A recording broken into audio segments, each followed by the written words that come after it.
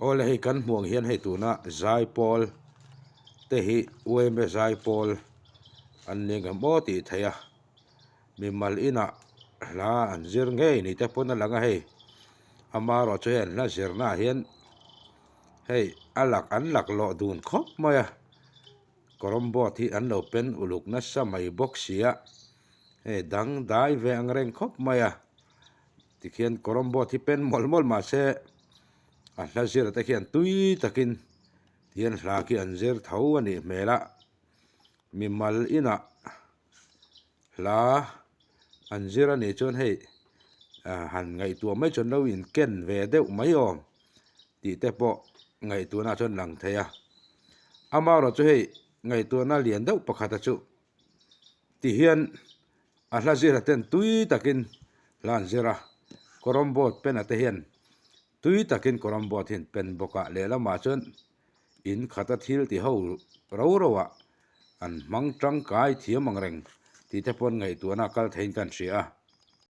hemi a hla zira te hrim hi chu an zai thiam reng maya an zai hi in ngai thachin nge te ang uluk takin an zai ngai thang o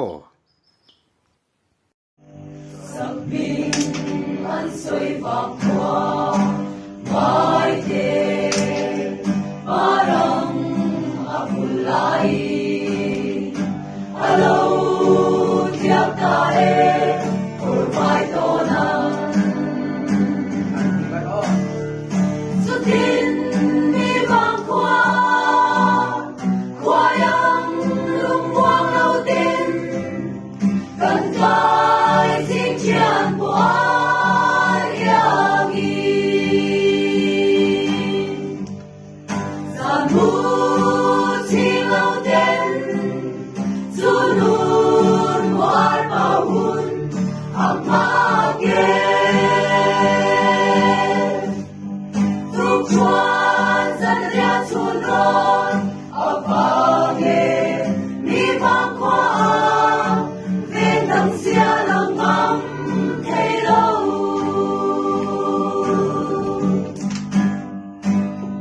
cần xuống nu lệ xóa tên